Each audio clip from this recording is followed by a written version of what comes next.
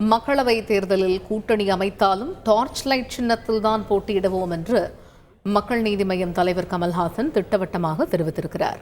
இது பற்றிய விவரங்களை எமது செய்தியாளர் ரமேஷிடம் கேட்போம். முழு விவரங்கள் என்ன ரமேஷ்? வணக்கம். நாடாளுமன்ற தேர்தலில் கூட்டணி யாருடன் என்றாலும் டார்ச்லைட் சின்னத்தில் தான் போட்டியிட வேண்டும் என்பதில் மக்கள் நீதி மய்யம் உறுதியாக இருப்பதாகவும் கமல்ஹாசன் இதில் திட்டவட்டமாக இருப்பதாகவும் ஒரு தகவல் ஒன்று வெளியாகி இருக்கிறது. குறிப்பா வரக்கூடிய 2024 நாடாளுமன்ற தேர்தலில் மக்கள் நீதி மய்யம் திமுக கூட்டணியில் இடம்பெறலாம் என்ற ஒரு தகவல் வெளியாகி இருக்கிறது. திமுக கூட்டணியில மக்கள் நீதி மய்யம் கட்சி 2 தொகுதிகளை கேட்டு வருவதாகவும் ஒரு தகவல் இருக்கிறது. அதிகாரப்பூர்வ பேச்சுவார்த்தை என்பது இதுவரை தொடங்கவில்லை என்றாலும் அடுத்த வாரம் ஒரு பேச்சுவார்த்தை நடைபெறும் என்றும் சொல்லப்படுகிறது. இந்த சூழல்ல தான் கட்சியின் தலைவர் கமல்ஹாசன் யாருடன் கூட்டணி அமைத்தாலும் டார்ச்லைட் சின்னத்தில் போட்டியிட வேண்டும் என்பதில் உறுதியாக இருப்பதாக தகவல் வெளியாகி இருக்கிறது. மக்கள் நீதி மய்யம் கட்சியை பொறுத்த வரைக்கும் 2018ஆம் ஆண்டு கமல்ஹாசன் கட்சியை தொடங்கினார்.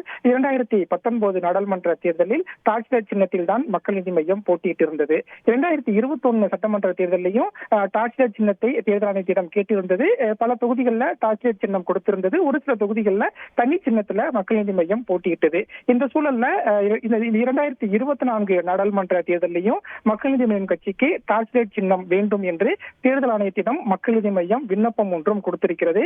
எனவே டார்ச்லைட் சின்னம் கிடைக்கும் போது அதில் போட்டியிட வேண்டும், இல்லாவிட்டால் தனி சின்னத்தில் போட்டியிட வேண்டும். கூட்டணி யாருடன் என்றாலும் டார்ச்லைட் சின்னத்தில் போட்டியிட வேண்டும் என்பதில் கமல்ஹாசன் உறுதியாக இருப்பதாக தகவல் வெளியாகி இருக்கிறது. தகவல்களுக்கு நன்றி ரமேஷ். செய்திகளை உடனுக்குடன் தெரிந்து கொள்ள உடனே சப்ஸ்கிரைப் பண்ணுங்க.